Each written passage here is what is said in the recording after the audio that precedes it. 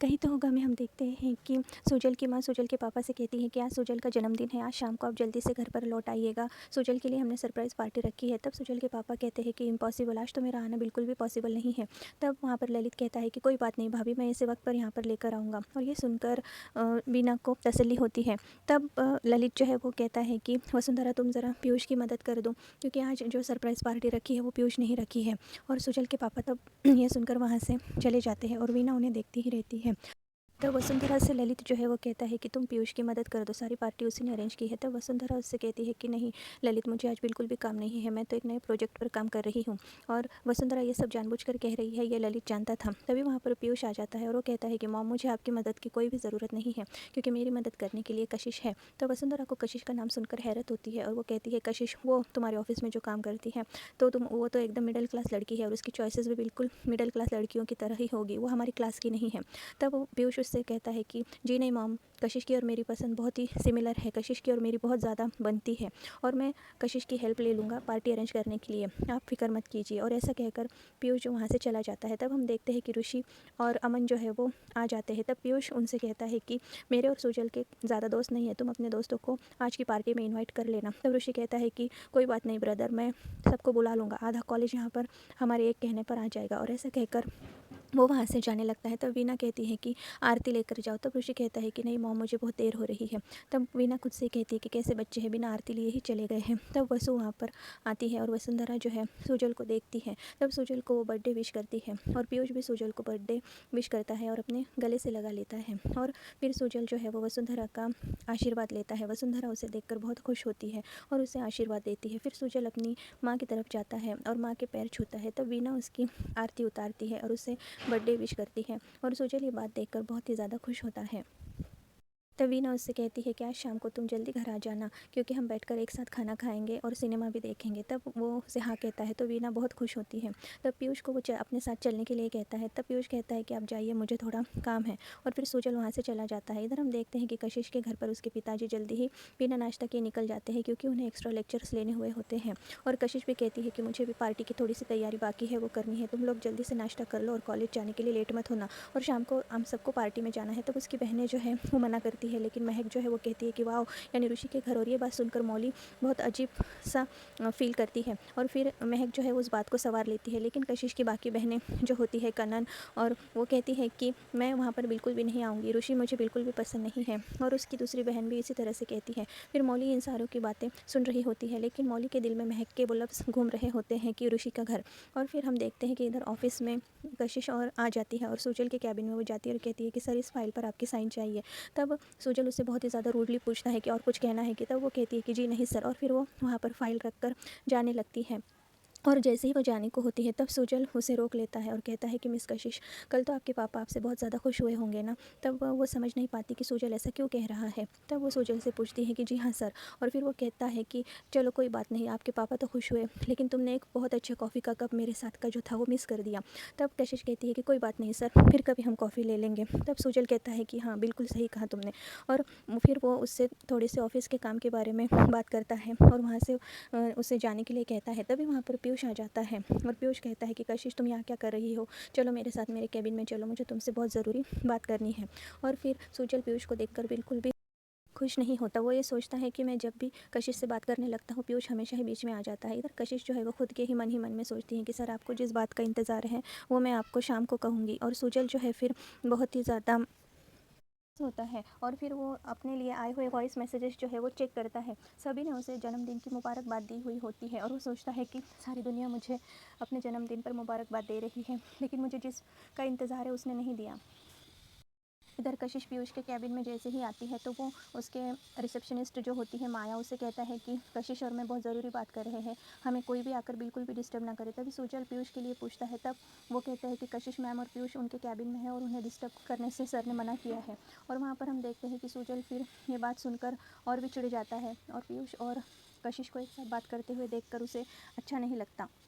उधर कॉलेज में जो है मौली को जैसे ही ऋषि देखता है तब वो अपने दोस्त को कहता है कि तुम महक को बिज़ी रखो, मैं अभी आता हूँ। और ऐसा कहकर फिर वो जो है मौली के पास जाता है। और जैसे ही वो मौली के पास जाता है तो उसका दोस्त महक से कहता है कि हे महक, ऋषि तुम्हें ढूंढ रहा है। और ये बात सुनकर महक को बहुत खुशी होती है और उसके दोस्त के साथ वो ऋषि के पास ले जाएगा ये सोचकर चली जाती है।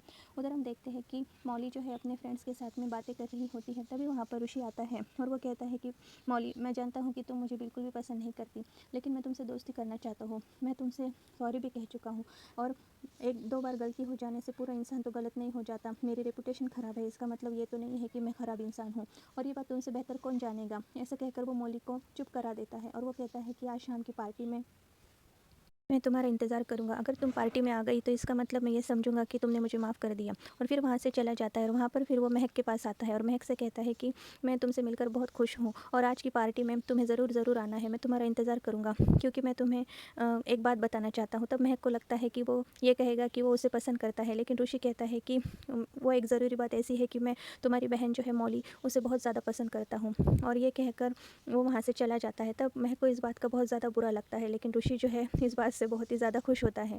इधर हम देखते हैं कि घर पर कशिश बैठी हुई होती है और उसकी बहनें पूछती है कि दीदी क्या बात है, आप इतनी उदास क्यों बैठी हो, क्या सोच रही हो। तब कशिश कहती है कि मैं ये सोच रही हूँ कि मैं पार्टी में जाऊँ कि न जाऊँ। वो लोग बहुत ही अमीर है और हमारे से स्टेटस में कहीं ज़्यादा है। तब उसकी बहनें उसे समझाती है, फिर वो पार्टी में जाने के लिए राज़ी हो जाती है। फिर वो अपने पापा के पास आती है। तब उसके पापा कहते हैं कि बेटा तुम जाओ और पार्टी एंजॉय करो। तब कशिश कहती है कि अगर आप मेरे लिए परेशान हो रहे हैं तो फिर मैं नहीं जाती, लेकिन उसके पापा उसे जाने की परमिशन दे देते हैं क्योंकि वो पार्टी रात को थी और आने में देर भी हो सकती थी। फिर कशिश जो है वो पार्टी में जाने के लिए तैयार हो जाती है। तभी वहाँ पर वो देखती है कि मौली और महक भी उसे पार्टी में आने के लिए राज़ी हो जाते हैं। तब कशिश उन दोनों के लिए बहुत खुश होती है कि उसकी बहनें भी उसके साथ पार्टी में आएगी। इधर हम देखते हैं कि सुजल जो है ऑफिस से काम करके घर पर आता है।